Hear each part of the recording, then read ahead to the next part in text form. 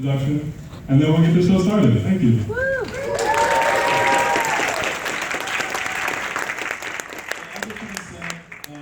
We're very fortunate to have Boots Riley here and others. He's done songs for The Simpsons and many others. And so, yeah.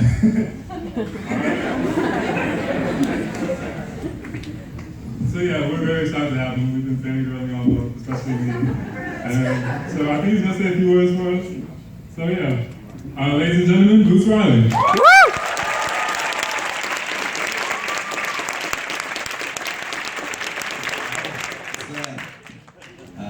Thanks for having me. Let's see. I started writing this film in 2011 and finished the first draft at the beginning of 2012. And had no idea how it was going to get made, so we made one album in 2012, which I had been working on while I was writing the screenplay, to try to promote it. And that was supposed to be the soundtrack, so we put it out there and maybe get some folks in the film industry to be excited about it. That didn't work. So we put the album out to make money and tour. I mean, you don't make money from the album, but we had to tour around for a couple of years. 2014, I ran into this dude named Dave Eggers, who's a writer that has a publishing house called McSweeney's. And he put it out in its own paperback book on McSweeney's and packaged it for and from there that reinvigorated fight to get it made. That year I joined SF Film Society as a filmmaker in residence. The next year I applied to and got into the Sundance Writers Lab. Then the year after that, I got into the Sundance Directors Lab. By that time it's 2016, 2017, we shot it, and it's now 2018. So 7 years after I first sat down to write this. If you had told me it was going to take 7 years, wouldn't be seeing this film. It only was able to happen because we were always just 3 months away from it starting to get shot. That's supposedly 3 months away for 7 years. And at first it was hard because, I thought, well, I've been doing music for a long time, so I could use that to get people to read my script because I know people, I've met people throughout the years, but the very thing that I thought would help me get it made was like the letter that he carries around in Invisible Man. It was the thing that stopped me from getting it made, because who wants to read a script by a musician?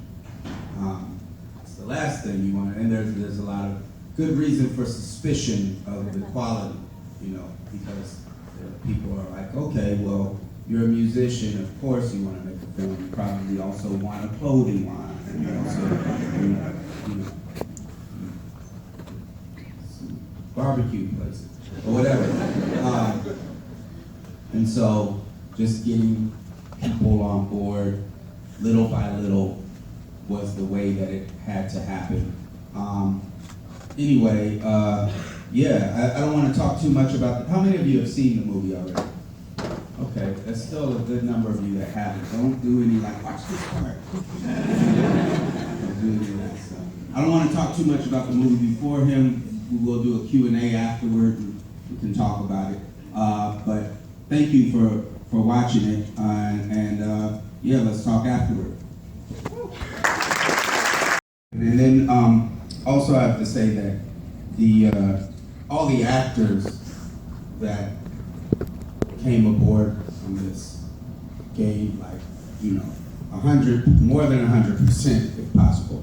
And they all did it for scale, knowing that we didn't have scale, meaning the least amount that they could legally do and be in the union officially do. And they all, passed up other really big jobs just to do this.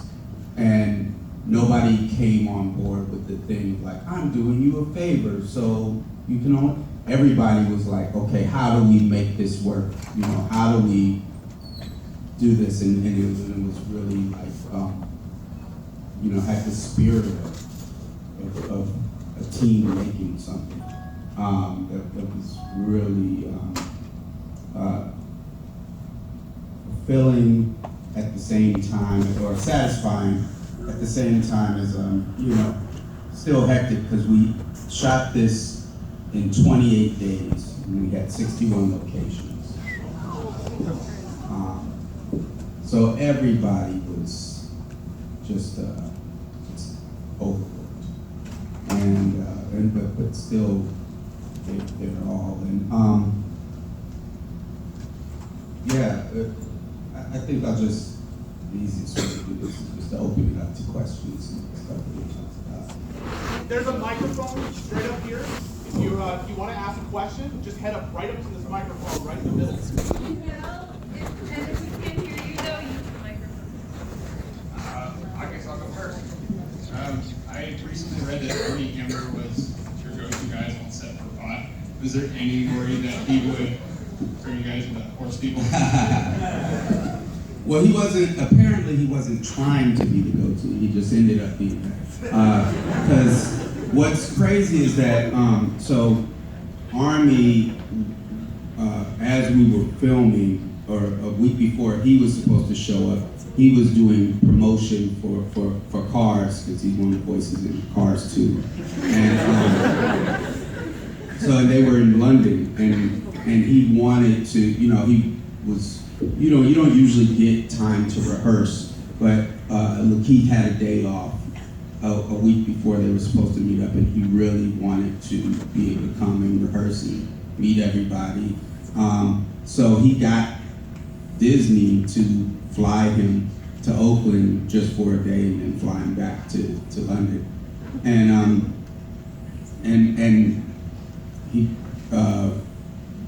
he had somebody bring him a big jar of weed while he was there. Actually, no. Yeah, my friend Lisa brought him a big jar. And so the rehearsal's over, and he's going back to get on the plane to go right back, turn around, go back right back to London. And I guess Omari was there, and he was saying, you know, like, I can't get on the plane with this to London, so can you hold on to this for me? And Omari thought, like, hold on to this was, you know, a euphemism for, like, have it. Thank you. So yeah, and so yeah. So then he got back and he was like, oh, have you seen Omari? Because during the whole time, Omari was going around to everybody being like, hey, here's some weed that Army gave me. Have some. And it was all gone by the time Army got back. So this is kind of a multi-layered question, part of which is speaking as a person of color, but not only a person of biracial person of color who knows all too well how speaking proper English can be considered a white voice, so to speak. I was curious, was any of the white voice stuff based on personal experience with you, and also as a first-time filmmaker, how much of the casting in that how much power did you have in the casting? Like, did you think, oh, who would make a good one? Who did cross? Yeah. Okay, so I'll answer the second part first. Is yes, I casted the whole thing. I mean, basically, it was my choices, you know, of course, input from different producers, but David Cross was the first person on board before I had any producers, any money, or anything. He was the first person that was in the industry that I got the script to. And he, you know, and he tells me now that he had no plan at all to read it. Because he was like, send it to my house, but it's like, okay, I'll be gone. You know. And but his assistant was there and was bored. He was house sitting and read it, and when he got back, he was like, you have to read this. So yeah, so David Cross and Patton Oswalt were the first ones to sign on. And and I didn't really know where, they're gonna play a manager or whatever, but I felt like seeing them keys you in too much on comedy, that sort of thing. So I ended up also just they have some of the lightest voices. But yeah, that's definitely, I think it's everybody's person. Every black person in this system has probably had that, some experience related to that. Thank you. Hi, my question is, well, I just want to say first off that I love the movie, and one thing that I totally appreciated about it is like every little detail that you put in. That was my second time seeing it, and I mean, even one of the first 2 lines of the movie is, "This is telemarketing. We're not altering the human genome here." So I just like those little details I love. But one thing that I was really curious about, because I can't figure it out, is what's the significance or maybe the creative thinking that went into Detroit's earrings? Well, yeah, I wanted to, that's in, the earrings are in the script. And, I'm always looking for ways to convey something, that's important in the story through something other than dialogue. Because that's really not how, those things aren't necessarily just conveyed in dialogue in real life, but in film, there's so much information that gets tried to pack in.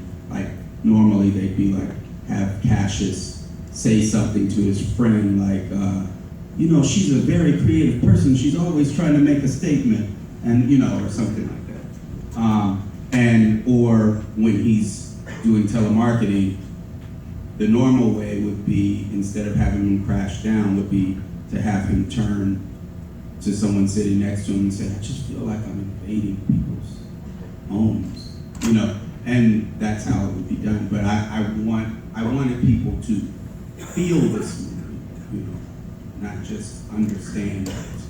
And so yeah, she's someone who's always looking to, use every wall, every inch of herself, everything, sees herself as, a lot of this film is about performance, so sees herself in performance all the time because she understands art and understands how things work. So all of her earrings are, all the words, the words are lyrics from different songs, from different artists. Thank you so much. Hey, Boots, since we got so many people asking questions, let's start splitting up. We're gonna have another microphone over here too, so we'll just go back and forth. Is that cool? Okay. Yeah. We actually have a question right here. Okay. Okay, so hello. First of all, I would like to say that the movie touched me on multiple levels. I think that the name that you gave it, Sorry to Bother You, is kind of interesting because everything that, all the concepts that you touched bothers me on multiple levels. But one thing that I did notice is that she didn't have a lot of like African American women in the movie, and it was like, especially in the telemarketing office, it was mostly males or a few other nationalities. Then I wanted to ask you, like, why did you make Cash's girlfriend like the only African American woman that was portrayed throughout the whole movie? And then I also wanted to ask, or like, just in your opinion on Cassius, finally like moved up the ladder in a sense. Do you, and Missy, I think that was her name, was very like provocative, and I hate the debauchery. like, do you think that that's how a lot of white American women look at African American males after they eventually like move up the ladder? Because as it was portrayed when he wasn't like the golden child, as he was selected to become I forgot the power controller. Power. Yeah, power caller. She didn't notice him at all. But then after that, he was like just this golden boy. So, yeah. Yeah. Well, so as far as speaking roles, there are the 4 main speaking roles. So Detroit is one of those 4. And as far as black women in it, all of the left eye that she's rolling with, they're all black women. And except for maybe one of them. And then there are black women on the telemarketing floor, but it's just part of the, honest thing about the telemarketing floor is it's who could show up that was SAG on certain. We had half days that were SAG days, and then you could legally have more people on certain days where you have other stuff. But yeah, there's black women on the telemarketing floor right there. But as far as speaking roles, there's only one. And there's only 2 women, period. I purposely wanted one of the managers to be women, and I didn't want it to be a black woman because I didn't want to. We are talking about race and class here, but I also wanted to have something that felt a little more realistic to a lot of people's workspaces in that sense. And also, a lot of the woman that plays Diana DeVacher is Kate Berlant, and somebody that I've been a fan of for a while. And what she kind of does, her kind of way of doing things is almost just the character in and of itself is kind of a comment on some, similar to what the whole movie is commenting on, this kind of news speak, where this isn't really capitalism, this is just, a beanbag room that worked for me, or whatever. This is, so that was where that goes. I don't think I was saying in that particular thing that it represents all, I think she represents a manager more than she represents just white women in general, and so, which is, it looked like all the managers on that floor all the managers on that floor are probably the most, everyone else has a little bit of a few things going on, but the 2 of the managers on that floor are the most like comedic, closer to a caricature sort of a thing, because I didn't mind doing that to managers.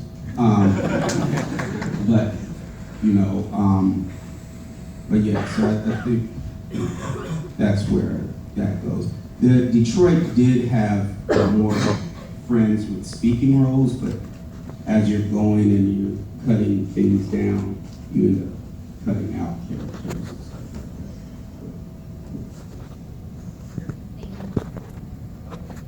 that. First of all, I guess I'd like to just add my voice to the chorus of congratulations. I think at any given moment, the vast majority of films that are made at that moment are forgettable. For some reason or other, their names are lost to the wind.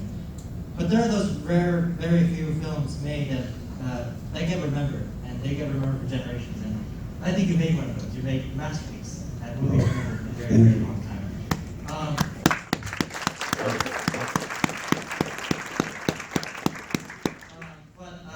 I guess I'll be a little bit greedy, and I say I have 2 questions, and I suppose I can shorten it to one if you like.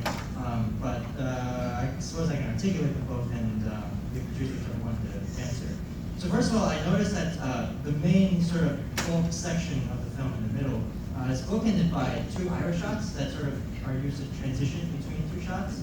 I think I know what I'm referring to, and that made me sort of think about, because of course nowadays Irish shots aren't used very often. Are you talking about the trombone shot, the Zali shot? Yeah. Right. Of course, they're not used very often nowadays. It made me think of cartoons, D.W. Griffith, which of course has a relation to race there as well. But I guess so. I guess if you could shed some insight on the use of those Irish shots there, and why you decided to contradict sort of the Hollywood norm. For me, it sort of cued in a feeling of like a fairy tale, that this was kind of a cautionary tale that was almost sci-fi, so it is very sci-fi. And my other question is about the Asian character. And so you have the Asian American character, and of course a lot of scholars see Asian Americans portrayed in the media as they're very often asexual, they sort of don't have any sort of human sexual desire. And of course, your Asian American character is the opposite. He has a very clear sexual desire and actually lusts for the main character's love interest. Well, I would also say that she lusts for him. Right. I mean, that's kind of what we show. Yes. But I think it'd be fair that he also starts the advances. Yes. So I'm wondering if that character is written from the beginning to be an Asian, or sort of if the nature of Asian Americans being portrayed in the media was part of your consideration in writing that character. When I wrote it, no, I didn't know what. I just knew that he had to immediately be someone thought of as handsome. I knew that. And I also knew that, especially the way the Bay Area is and the way a lot of movements are, that there needed to be, someone Asian involved in it. And so, it was just really everything lining up. Like, okay, who would play this character? Who would, act in all the scenes? So it wasn't, when I wrote this script, it wasn't clear what if that would be Asian, in that, in any of the roles. So it was, I didn't know, because the way that someone would normally cast that, especially in a film with more black folks, is they have Omari Hardwick play Squeeze, and so that immediately what's supposed to happen and all that kind of stuff. But a lot of what I did was just in general cast against type, and that was not even just only for just trying to break the stereotype, but also trying to make it feel more real. Make, like as much as you can. I mean, it's all fantasy, but to when you have something that doesn't seem like how things are normally in other movies, then it feels a little bit more like real life. Like even when you break it down to the Keith's performance, he's doing things that seem awkward or odd or something like that, but they add a little detail in there that makes it feel real. So yeah, I didn't start off doing that, but I definitely knew when I casted him in that role that that's a statement that would be being made outside of the movie. As far as the trombone shots, there's something that I like that like takes you inside someone's head. If you do it in a certain way, it can take you inside someone's head. And we actually tried other ones that didn't work. Those are the ones that work. Well, not that they didn't work, but they took away from the one that I wanted in there. And that was actually, that shot, I mean, the main one that I want, that shot where he's looking at the elevator and, we're closing in on him and everything feels like it's closing in around him. I wanted this sense in everything that we did of causing a visceral charge to things, not just showing it, causing a visceral charge to things. And that shot actually was very much stolen from Paul Schrader's Mishima. When they go to these guys looking at the Temple of the Golden Pavilion. And they don't use a zoom and a dolly, but they close in on him. It's kind of stuck there. Thank you. Okay, so I know you mentioned Invisible Man before the screening, and the first time I saw it, immediately after I thought about Invisible Man. So I guess my question is like, how much of the story was purposely inspired by it, or was it just a coincidence that the book just I'm sure it's not a coincidence. It's like, a book that's in my brain. And I think that the similarities are this epic journey. And, you know, I also just, you know, I tried to use a lot of literary influences to like help guide my aesthetic. So like a lot of books like Invisible Man, or like many Toni Morrison books, or Gabriel Garcia Marquez, or Salman Rushdie. There are all these like little details. You know, there's a through storyline, but there's all these little details that show up, that guide that story, and they don't show up as, you know, as just, you know, someone through dialogue. They show up in there. I mean, it's through the narrator's dialogue in the book, but for me, that narrator's dialogue is visually what we do. So, like, whereas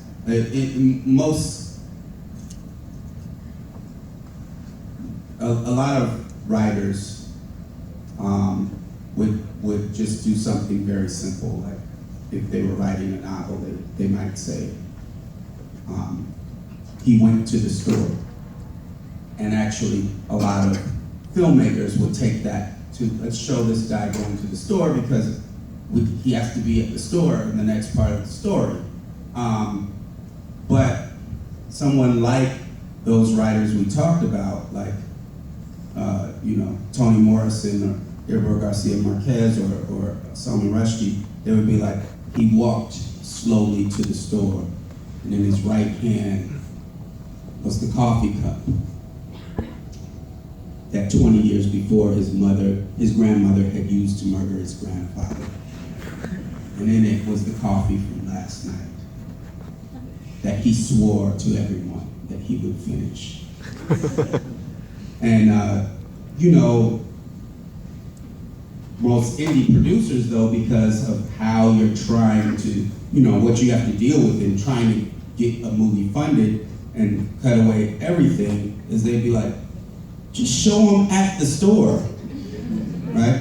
And then later on, you know, you're trying to give all this information like, well, you know, 20 years ago, his grandmother, you know, and someone does that through dialogue because you don't have enough about these characters. So I was always looking for ways to make you feel what the character was feeling and make you feel the story was doing. And I feel like books like Invisible Man are things that, where they've got this information in there, and it's not just to tell this storyline, it's to tell you something about life. And that's what I wanted to do with the film. Hi, I just want to say I really enjoyed hearing Vineyards. They have such a distinctive sound, Yeah. and when I heard like the I was like, oh, that's that. Along with that, I wanted to ask about Detroit's white voice, because at one point in the film, she's called out. Lakeith Stanfield's character, Cassius, calls her out. He's like, you're selling your art to rich white dudes. And then you see her at the art gallery with her voice on. Can you just talk a little bit about that? Yeah, I mean, you know, note that we all have contradictions. Definitely every character in this film does, and we all, and I think that's what makes us more human and makes characters seem more human, you know. So I tried as much as possible to not have characters just hit a single note, where they're all the way wrong or all the way right or anything like that. And yeah, her white voice was Lily James, actually, from Mamma Mia and Cinderella.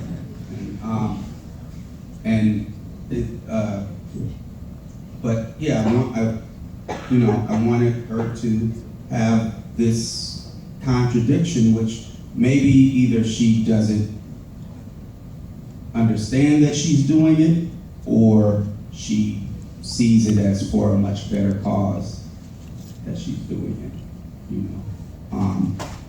Or she, you know, or any number of those things. And so I wanted to illustrate that, and which is what people might have to do in the art world. Or depending on what kind of artist you're selling yourself as, you may put on put on what they think of as an extra black voice to sell a certain other thing.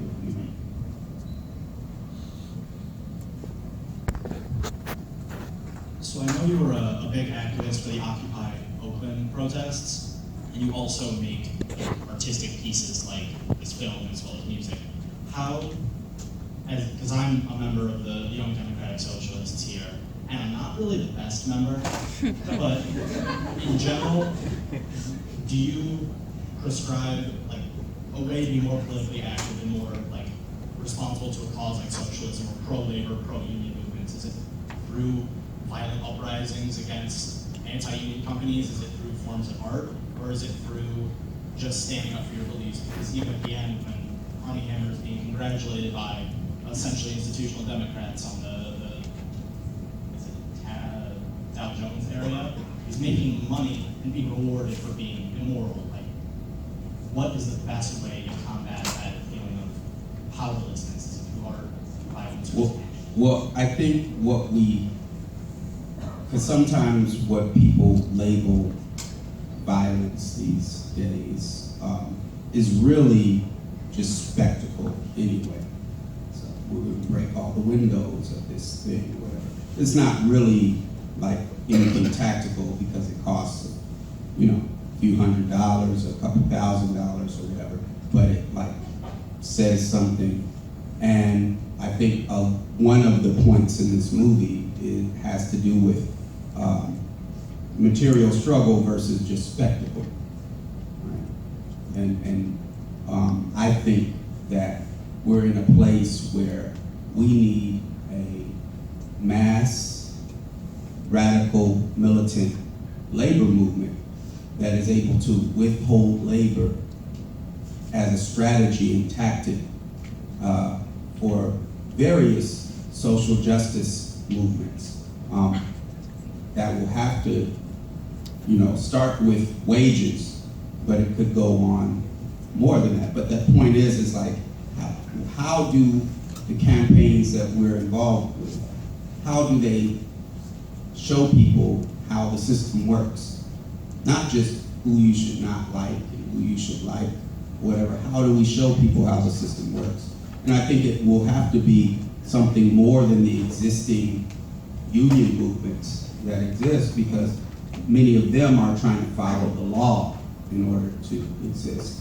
And the laws, specifically with the Taft-Hartley laws, which say you can't have, they have Taft-Hartley laws which say you can't have solidarity strikes in order to, and the reason that you can't have solidarity strikes is because they work. That's it. That's the only reason. They work. They're effective. And so, in order to have a new labor movement that's going to work, in order to have social justice movements that have teeth, we're going to have something that's led by radicals who are not afraid, who instead of going to jail for busting windows, are going to jail for leading labor movements that are breaking those laws but causing victories, and I think that's what I think is a way to go. Like, and not just for labor reasons, for things like,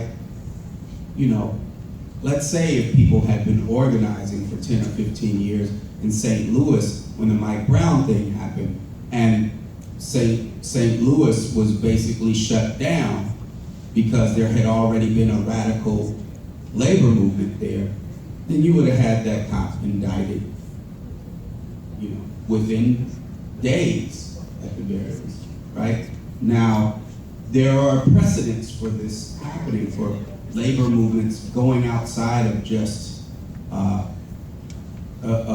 wages. There's a documentary. One example is there's a documentary that's on YouTube actually called "Breaking the Foundations." That's about the Building Labor Federation of Melbourne, Australia, or Sydney, Australia. And in the 60s and 70s, they became so strong that they just kind of attached themselves to other social justice, because they were construction labor union, and so they could just shut down a building or whatever. So they find out, like, you know, community organizations that were organizing against gentrification in a whole nother city and find out that there was financial connections, just shut their building down and win struggles in that way. So those are some possible things to do, but I think the point is how we turn it up is by being involved in campaigns and struggles that have a possibility of winning and show how the system works. Solitude Union parents, thank you.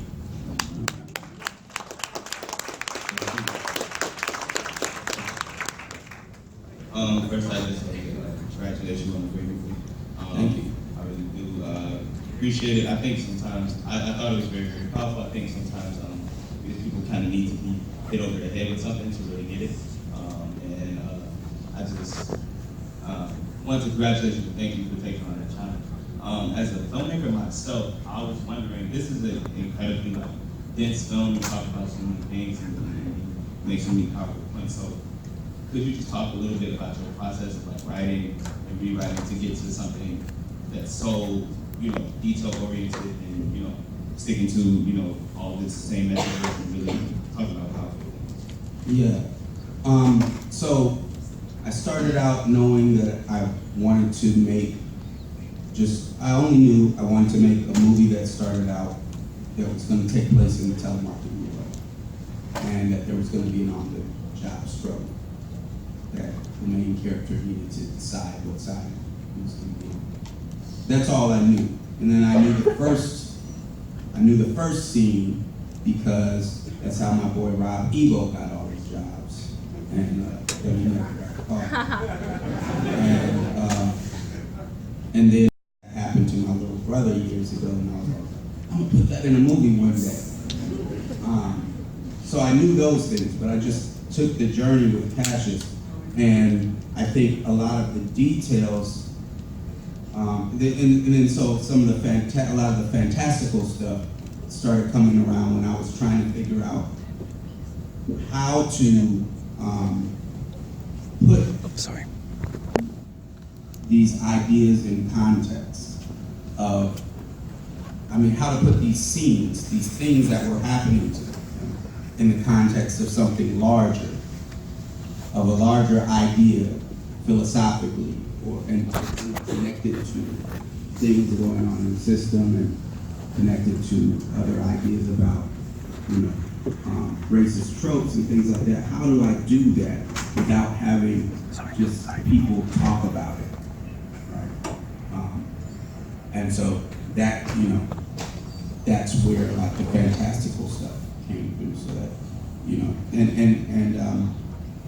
and then as I was, after I had done stuff, I would go back and think about, okay, what are some of the themes that are happening in here, and how do I build upon those? And so that's where like certain detail didn't just get cranked up, and yeah, so it's just kind of like homing back through it. I never, people ask how many times did I rewrite it, but I just basically never closed the document. I saved it and stuff, but I'd go in there and like tweak something, or I'd think about a line and it didn't make sense, and I didn't have anybody to read it with at first, so I just had like the computer reading program, just reading through it, and just to kind of get a feel for how it was going, and picturing it in my head. And then some of the details came because when I first was writing it, I didn't know that I would, I was doubtful that I could get it made. but I thought, okay, maybe I'll put it out online or something like that. And I wanted it to be entertaining as something to read, and not just like the manual for how to make the movie, but like, so there were like long descriptions of what things looked like and there were jokes inside the scene descriptions and things like that, because I wanted it to be something that you could read. Often, writers are trying to sell it to someone, so sometimes they don't want to offend the director and leave it open for them, and so it's just kind of like dialogue, a couple of lines that say something about that. So a lot of those details just came through that. Other details came once I realized, okay, it's all or nothing, we are going to make this movie. Then it was like, then ideas became real. Like, I went, going back through films that I love and being like, okay, what are they doing right here? You learn things a lot differently when you have something to apply them to. Right? It's, you can go to film school and everything, and if you don't have a film to apply it to, you get all this information. I mean, like math, most people don't remember all the math that they took because they don't use it, right? And so I think for me, a lot of those details and how I was going to shoot it and how people would be standing that made you feel a certain way, all these other intertwining things that happen in the dialogue. And some of it just came from the way I do lyrics as well.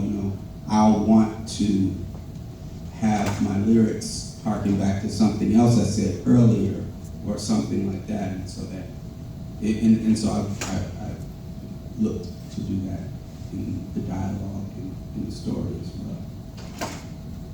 Thank you. Thanks. Hi, I loved it. What's your advice to people studying science and engineering that still want to have a positive influence on the world? How do we avoid coming out of college and then just contributing to a company like Worry Free, creating a robot that automates 50 workers out of a job every day? Yeah. I think I don't know if the answer is inside science. I think the answer is without it. I have a song that actually I wrote because it was about the movie, but which is called Gods of Science, and which is basically says that, shows how much influence, like what capital wants is on, the direction that science goes. And the last line is, I forgot the last line. Something like, we'll have science for the people, I forget. But the point is that that it's going to take the people having control over those resources for there to be science going in the direction that is not just about making a profit, because there are so many ways that things that we could be looking into that we're not, and I don't think it's just in the control of the science community, but I think the science community could let people know that, hey, this is the way it goes. This is what's happening. Like, we're doing these experiments because this is where Big Pharma thinks they could make some money, And, you hear all sorts of things about studies that are thrown out that, because somebody doesn't want them. And so then, and then, just I have personal experience with folks in my family talking to like psychiatrists who don't even look into all the different, competing ideas that are going on that are saying that some of the tests on some of these drugs are, aren't on the up and up. And so science heads in a certain direction, but I think if there were more scientists speaking out about how the funding controls what we know and where science goes, I think that then maybe that would help in things that people look to take over. I don't know. That doesn't answer your question because I don't know. Like how do you do that? But maybe that's something that there needs to be an organization about, like scientists, that want to figure out how to have a more, I don't know, not more pure science, but a less biased scientific funding approach. Thank you. So, as a filmmaker, I just thought that the film was just immediately relevant. One of the most relevant movies I've seen in a long time. Most relevant ever, almost. But I was Ultimate relevance. Ultimate. But I just thought, on a pragmatic level, I was just thinking about how we see everything, consumers culture, how everything's all about making capital and everything, and it highlights that a lot in the movie. It's you talked a lot about how people are just farming people in a way. I don't know. It's it seems that nowadays we've moved from doing things that are like slavery, for example. It seems that with things like private prisons and stuff like that, it seems like we found a way to just sort of legalize slavery in a different sense. So it's I'm just curious about how we move away from that. How do we move away from viewing people as profit, and how do we start actually just coming together, caring about the world that we live in. In the movie, it just seems kind of post-apocalyptic. It's the near future, and to me, it just feels real of the reality. Yeah, I mean, the main thing that makes worry-free surreal is just that it's happening in the U.S. because the worry-free is happening all over the world right now. Would you say it's similar to the private prison? Not only that, but I mean, there are factories that make the products that we wear, that are built on a model that's very similar to worry-free that happen in different parts of Asia, and they only exist because the U.S., the U.S. Corporations are, and other corporations as well, but are hiring them, and they exist. Matter of fact, what's inconvenient to talk about is that because there's a lot of critiques of China, and as they are, they deserve a lot of them. But one of them comes from the '80s, and that symbol of the guy in Tiananmen Square standing in front of the tank. But in reality, those students were protesting for the right to be managers in sweatshops that are the ones that now exist. They were being kept from their right to this, to be part of this, capitalist venture, and they felt that it was totalitarian for them to be kept from that. And that's what those were a group of university students that were like, we should be able to be, and so that's what they got. That's what they fought for and got as their, thing. And that was being part of the project, the capitalist project as it exists. I think the question of how do we start going away from that is tied into building a movement that with the ultimate aim of getting rid of capitalism. So I think that's. So I think that, and nothing will change at all until we get there, but that has to be the goal. And on the way there, so many other things will change. I don't know if I can ask another We should probably, Actually, I have a question. okay. So, one thing that really stuck out to me in the movie was the rap scene that Cassius does in front of a sea of white people. And like, well, it's really random, but like, I'll just think of that song over and over and over again. Because this was a really powerful scene in itself. And I'm not like a theater major, but I really appreciate those type of movies. And I was wondering, what was it like to like write that scene and then direct that scene? Writing it, you know, I was, like I said, I took the journey with Cassius, and you know, as he got to the party, I didn't know exactly what was going to happen, but I knew, okay, I'm getting up to around page 50, I gotta get to the point here.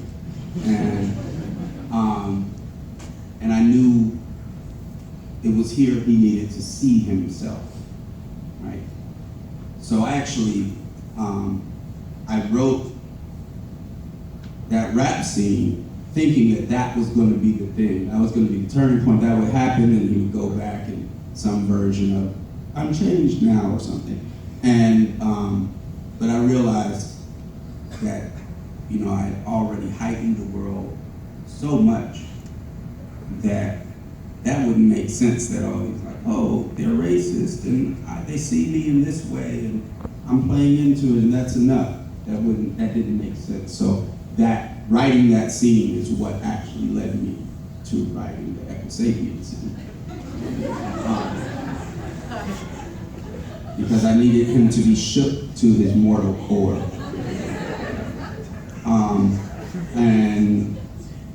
But so directing that, it took a while to get the extras to be down to say it. Like, people were like, huh? Like, they didn't know maybe they were being tricked or whatever.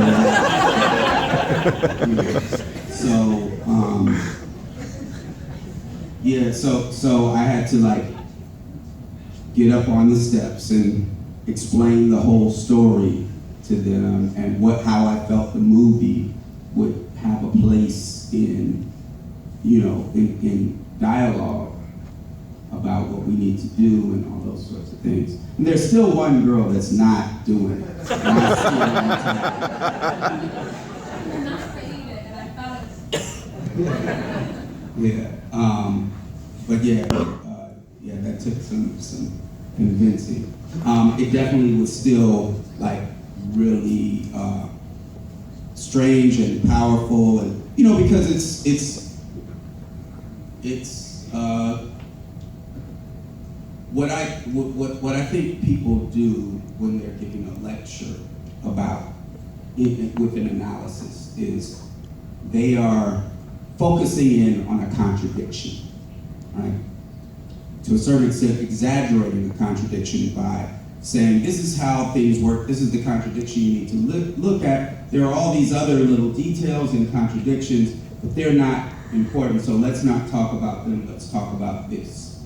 So to a certain extent, even in a classroom lecture, there's some exaggeration of contradiction that happens, which is necessary in order to talk about, in order to show how the world functions. And I think that contradiction is very closely tied to irony. And irony is the foundation of both tragedy and comedy, right?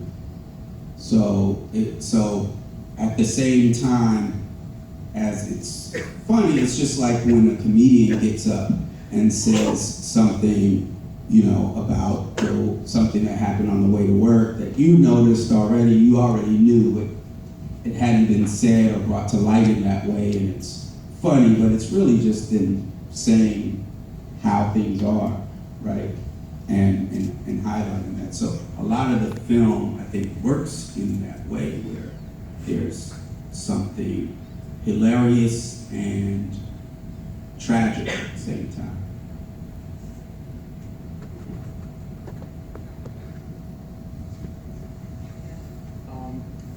First off, I just want to say I love this film. I've seen it 3 times actually, and I believe it deserves multiple viewings because not only is the script really unique and complex, but how you edit it all together was just a joy to watch.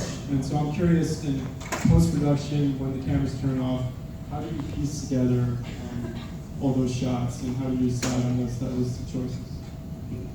Okay, so a big piece of that is my editor is this guy Terrell Gibson, and I picked him because he had done this movie,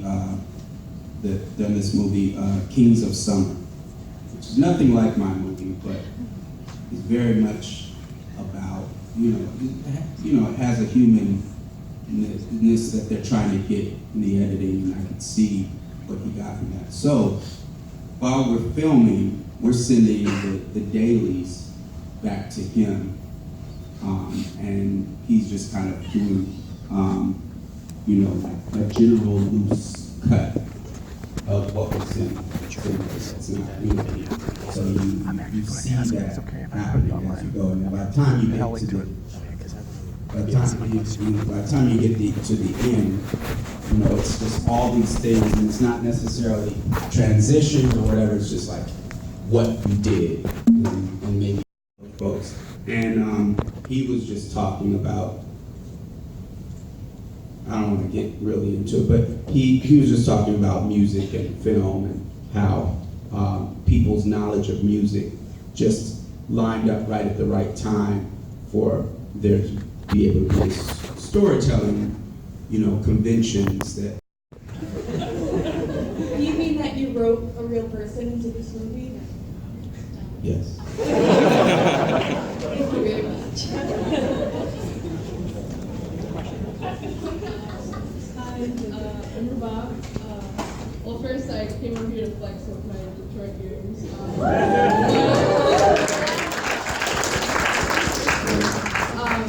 I'm also, so earlier today you talked about dialectical materialism and Mazdano's Great Leap Forward. And so as an organizer on campus, I constantly see different leftist groups, Trotsky's, Maoists, Marxist-Leninists.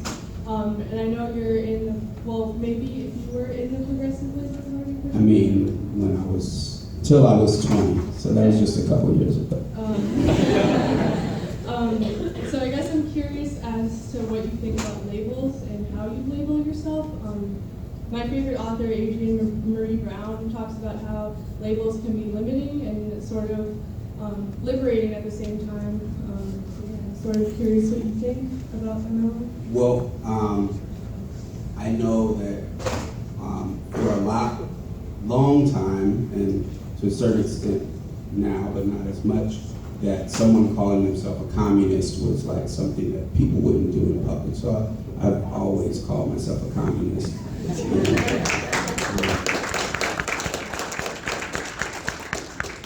And for me, it's not a negation of like when people will say, "Are you a Marxist?" I feel like that's just safe. Like you could get a job with that.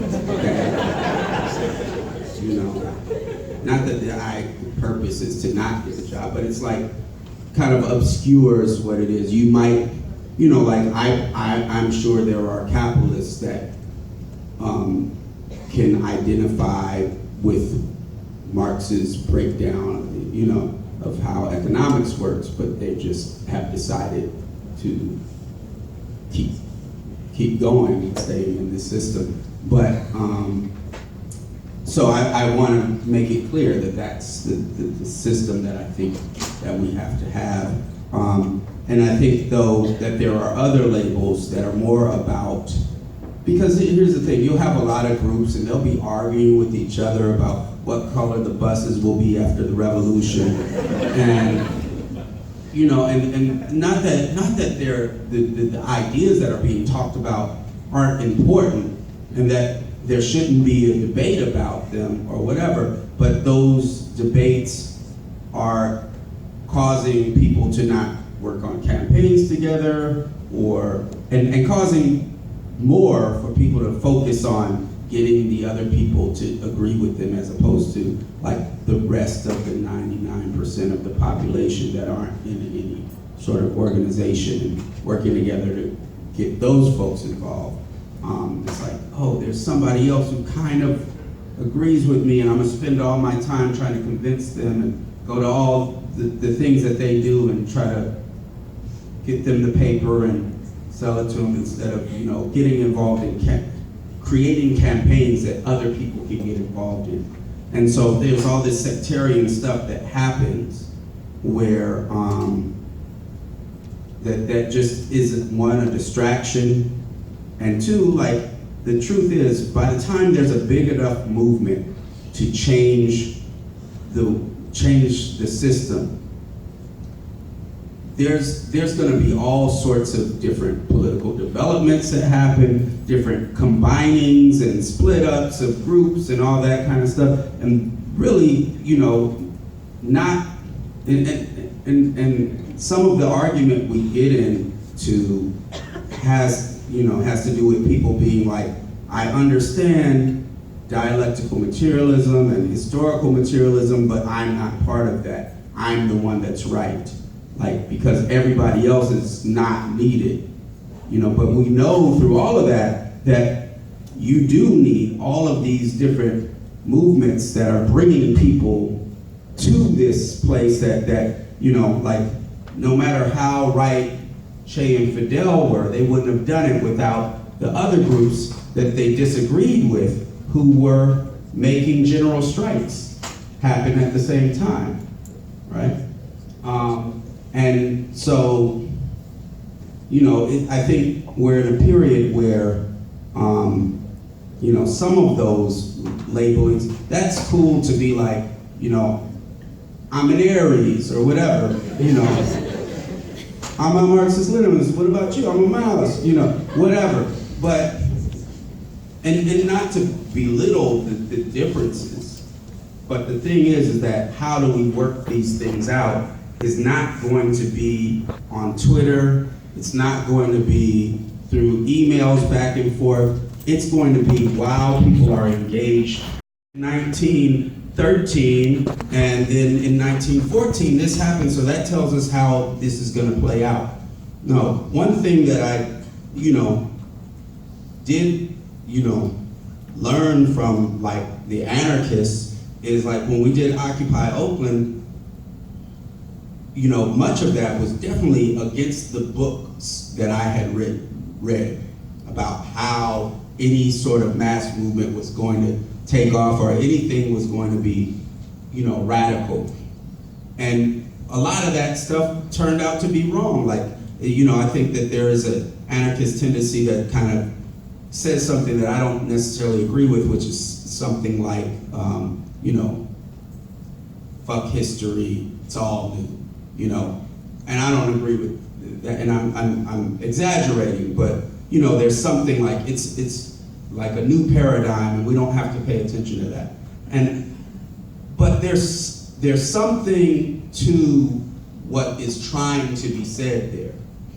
You know, because when we called for the general strike in Oakland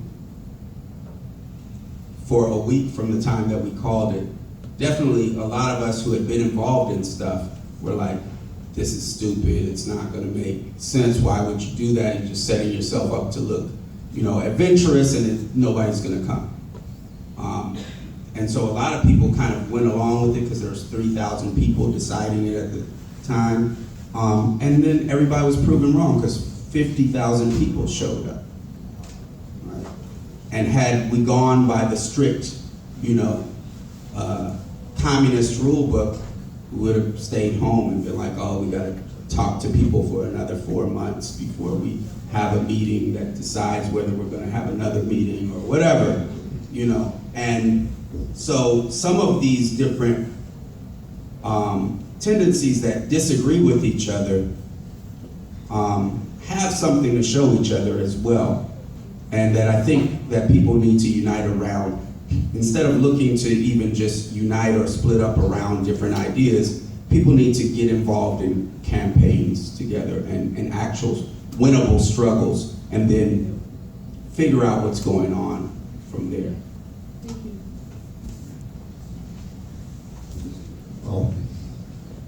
Thank you for stirring us up. I guess I've been trying to think how to was not that there's, worry-free is doing slavery, but that you can see it perfectly well from the ads. And like, presumably everybody knows this even though they don't talk about it, and nobody cares. That's the big shock. And so, so then when Cash has this horrifying revelation, he goes on television and nobody cares about it either. And I'm wondering, is the common thread that like nobody cares about, if people are as isolated as the media lets them be, they remain detached. But the people who are not detached are the ones who are trying to better their own conditions, the people who are organizing the labor struggle. I'm wondering if you're trying to tell us something like this, or if I'm just... Well, partly. I don't think that it's that nobody cares. It's kind of what Squeeze says, that people don't think they can do anything about it. And so they accept it as the way the world is, And those that do think they can do something about it, such as like Detroit's organization, they're out trying to say something, that's a different thing that I'm talking about, which is this idea of just being the artist who's exposing or whatever, whether that actually does anything. But I think what's happening in there is that people feel powerless. They feel like they can't do anything about it. And I think that and separately there is a statement about, because of that, people feeling detached and disengaged and lonely, and that the best way to engage with the world is to change the world, right? And so, on the other hand, that feeling that I tried to get across in there of people working together to make something happen, as with the strike, is also just about that, like, looking for ways to feel connected and feel a part of the world and a part of the universe. And also because that is a way, opening up an avenue to power.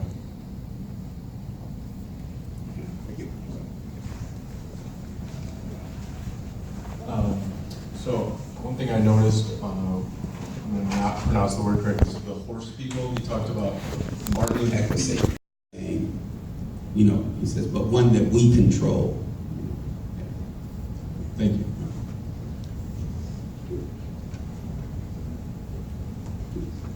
I know myself and others have been recording all night. We're all excited to have you here, but I wanted to at least ask permission. Is it cool with you if we tape this Q&A session, and it's cool if we put it online? If you want to keep this private or closed, I understand that too, but is that cool? All right. Thanks. Yeah. First and foremost, just as I say thank you.